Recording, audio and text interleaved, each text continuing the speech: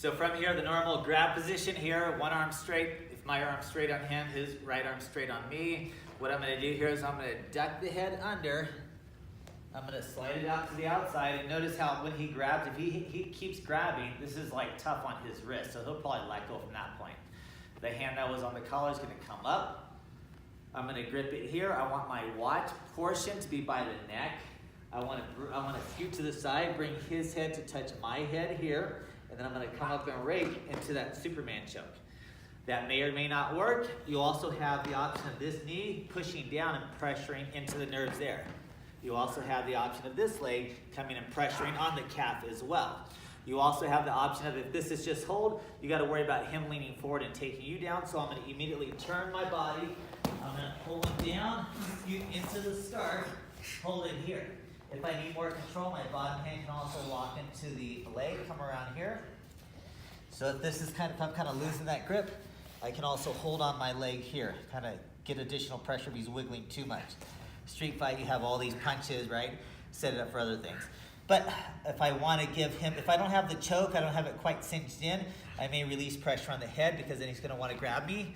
And then as soon as he releases, I take this hand, and before he grabs my neck, I put it over here. And then it's just a matter of lifting up here, or I pull on the head, or he might get the bent arm. I don't have it here. I'll lock it in.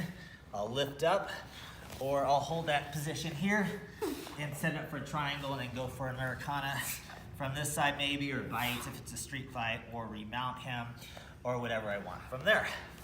So it's a few different movements that we've broken down into other videos. So other side real quick, a lot of steps. It's not gonna work for the advanced person. It will work against like the untrained person. So again, I'm worried about I don't really have anything from here. I'm gonna duck the head under like I'm gonna charge in, but I'm gonna bring the head back up. That kind of releases the grip here. This hand's already here. My watch side goes into his neck. I grip it. I pull his head to my head. I pull him into that choke, right? That Superman type choke.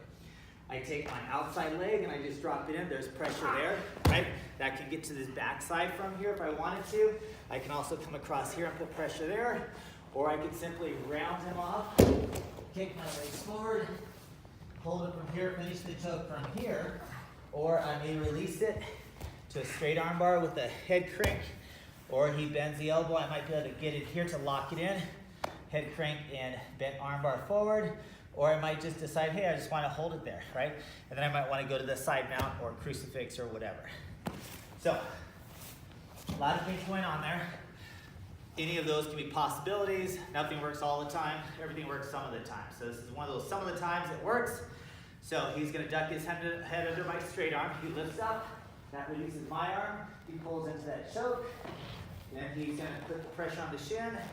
Then the other pressure on the shin, other leg. Slide down a little more toward my ankle. There you go. That's a perfect one. And then he might slide off and spin me.